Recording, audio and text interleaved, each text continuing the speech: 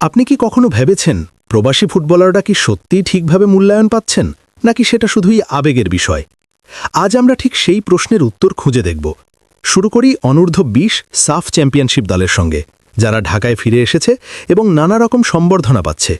এই আনন্দঘন মুহূর্তগুলো চোখে সুন্দর লাগলেও যদি একটু নিরপেক্ষভাবে দেখার চেষ্টা করি, আপনি সহজেই দেখতে পাবেন একটি স্পষ্ট বিভাজন: প্রবাসী ফুটবলার বনাম লোকাল ফুটবলার। মনে করুন মালদ্বীপে ফাইনালে ট্রফি বিতরণ অনুষ্ঠান, যেখানে রোনান সুলিভান ট্রফি ধরতে এবং ছবি তুলতে গিয়ে বাধা পেয়েছেন। সাধারণ দর্শক হয়তো বলবেন, এ তো ছোটখাটো আবেগের ব্যাপার।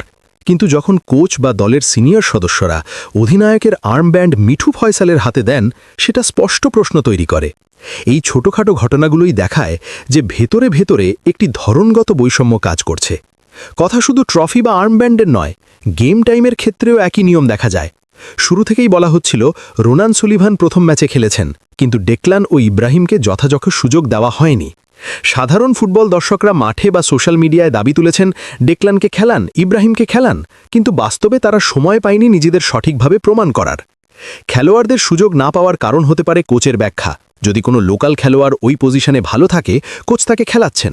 কিন্তু যখন ডেকলান বা ইব্রাহিম সুযোগ পেয়েছেন, তারা যে পারফর্ম করেছেন তা স্পষ্ট প্রমাণ করেছে তাদের যোগ্যতা।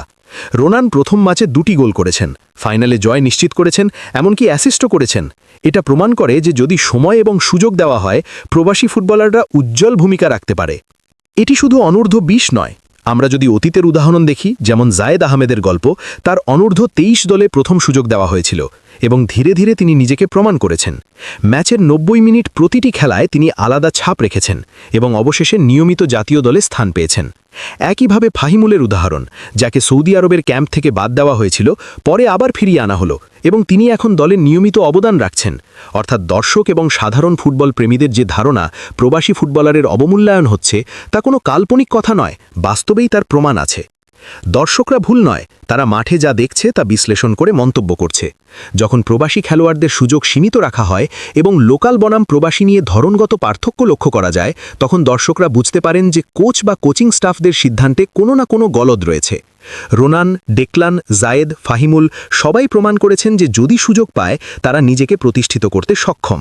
এই প্রমাণ স্পষ্ট করে যে যে কোনো ভুল ধারণা লোকাল প্লেয়ার সবসময় প্রবাসীর চেয়ে ভালো, তা বাস্তবের সঙ্গে মেলে না। এখানেই আসল বিষয়, ফুটবল হলো দলগত খেলা। দিন শেষে দেশের খেলা জিতলে দেশই জেতে, কিন্তু যদি কেউ প্রবাসী ফুটবলারের প্রতি অবমূল্যায়ন দেখায়, তাদের মানসিকতা এবং দৃষ্টিভঙ্গি ফুটবল উন্নয়নের জন্য নেতিবাচক।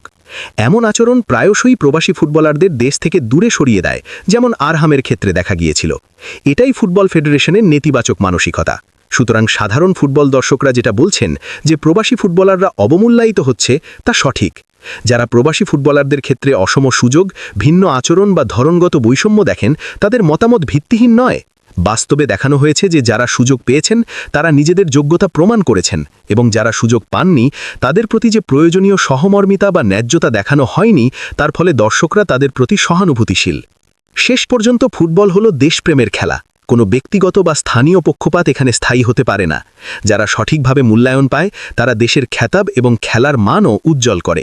তাই প্রবাসী ফুটবলারের সঠিক মূল্যায়ন করা এবং সকল খেলোয়াড়ের প্রতি ন্যায় নিশ্চিত করা খুবই গুরুত্বপূর্ণ। সাধারণ দর্শক যে কথা বলছেন, কোচদের ভুল সিদ্ধান্তের দিকে ইঙ্গিত করছেন, তা একেবারে বাস্তব এবং সঠিক।